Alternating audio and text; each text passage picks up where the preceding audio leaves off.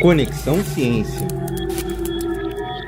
Uma das reflexões a ser feita na viagem Caminhos do Severino é sobre a imagem que temos do sertanejo a partir daquilo que lemos na literatura brasileira e vemos nas telas da TV e do cinema. A ideia dessa jornada ao Nordeste foi unir ciência e lazer, uma proposta do Museu Dinâmico Interdisciplinar da Universidade Estadual de Maringá, no Paraná, que tem o projeto de Museu para Museu, intercâmbio, divulgação e utilização de espaços não formais de educação. Durante o percurso, a professora Maria Cristina, do Departamento de Teoria e Prática de Educação e do Programa de Pós-Graduação em Educação da UEM, chamou muita atenção para a imagem que temos do sertão nordestino. Ela nos fez colocar a lente do autor do poema Morte e Vida Severina para olhar para o cenário do Nordeste. Neste episódio, a gente vai saber mais sobre essa conversa da professora com o grupo sobre o personagem principal do poema de João Cabral de Melo Neto. Maria Cristina, que é professora de História da Educação, explicou que Severino é uma representação genérica do homem do sertão e que esse poema reúne o que o autor traz de memória do território que viveu e cresceu.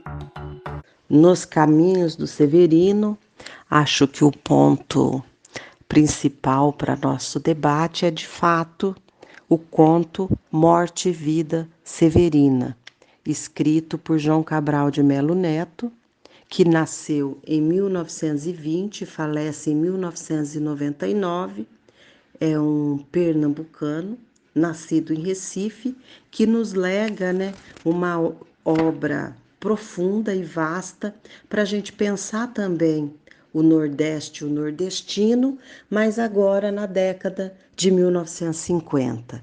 E a viagem pelos olhos do Severino faz com que a gente possa observar o contraste entre o sertão, o agreste e a zona da mata do estado pernambucano. Para iniciar essa nossa conversa, uma reflexão se faz fundamental, que é pensar a partir do raciocínio, do próprio João Cabral de Melo Neto. E se somos severinos, iguais em tudo na vida, morremos de morte igual, mesma morte severina, que é a morte de que se morre, de velhice antes dos 30, de emboscada antes dos 20, de fome um pouco por dia. E esta é uma característica marcante da literatura, porque, ao mesmo tempo que ela tem um caráter de fruição, de descolamento, da realidade, que te permite uma reflexão criativa e fictícia daquilo que acontece, o autor acaba, vamos dizer assim, contaminado pelo seu contexto, pela vida que o cerca. E o João Cabral de Melo Neto, ele monta esta joia, da nossa literatura, que é o poema Morte e Vida Severina, com características marcantes da literatura de cordel, e ele vai oferecer para a gente vários poemas. Tem um específico sobre o rio, que ele mostra, do ponto de vista do rio, o que é que ele vê no seu entorno, na sua realidade, e aí ele vai mostrando que lá no interior de Pernambuco, ou Paraíba, quando o rio nasce, ele é marcado por ter ao seu entorno cidades muito pequenas, pouco povoadas, casas desertas, vilas decadentes, poucas escolas, o rio tem pouca água, chega até a secar em determinados momentos, e ele é descrito como um viajante calado, pobre e sem vida, que vai margeando essas cidades mortas, e antigas, que têm poucos votos e poucas vidas. E por isso, na década de 50, não recebia investimentos públicos para uma mudança naquela realidade. O rio, aos poucos, vai deixando o agreste e vai margeando, terras que são de engenhos antigas, mas que agora se tornam terras de usina. Você tem uma mudança brusca do trabalho braçal para o trabalho industrial, mas ele vai marcando, a mesma pobreza severina dos habitantes que moram nas margens desses rios.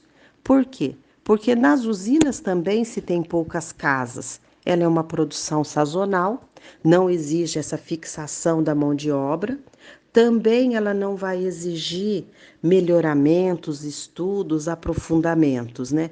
E os homens, na verdade, eles são expulsos pela cana, à medida que ela vai expropriando esse trabalhador do campo. E o João Cabral chama dos homens bagaços, que vão sendo empurrados para grandes cidades. E nessas grandes cidades, eles não têm grandes expectativas de vida, não. Por quê? Porque não tem formação, não tem espaço, também vão viver de forma miserável. E o próprio Severino, depois no poema, ele vai mostrando que ele vai, por todo o percurso, mostrando que ele sabe trabalhar com aquilo que for necessário, com o gado, com uma terra cheia de pedra, está acostumado, né, a ver cercado de pessoas pobres, e ele chega a pensar até, quando vê a cidade grande, o quanto é difícil a sua integração, a tirar a sua própria vida. Mas ele faz uma pergunta para um viajante, um morador que ele encontra no percurso, se valeria a pena ele manter aquela vida severina. E a resposta que ele recebe, ela é muito animadora, no sentido da esperança, da expectativa de um mundo melhor. E ele termina o poema, né? Severino retirante, deixa agora que lhe diga, eu não sei bem a resposta da pergunta que fazia, se vale mais a pena saltar fora da ponte e da vida. Nem conheço essa resposta. Se quer mesmo que lhe diga, é difícil defender só com vida, só com palavras a vida, ainda mais quando ela é esta que você vê, Severina. Mas se responder não pude a pergunta que fazia, ela, a vida, responde com sua presença viva. Tem o nascimento de uma criança no poema que dá para ele toda uma nova direção, né? E não há melhor resposta que o espetáculo da vida, vê-la desafiar seu fio, que também se chama vida, ver a fábrica que ela mesmo teimosamente se fabrica, vê-la brotar como há pouco em nova vida explodida, mesmo quando é assim pequena a explosão como ocorrida, mesmo quando é uma explosão como a de pouco, franzina, mesmo quando é a explosão de uma vida severina. E o poema termina com essa esperança de que a dureza da vida também pode levar à beleza dessa própria vida e que o sertanejo, o severino, ou todos nós severinos, não podemos perder nossa esperança na luta por um mundo melhor.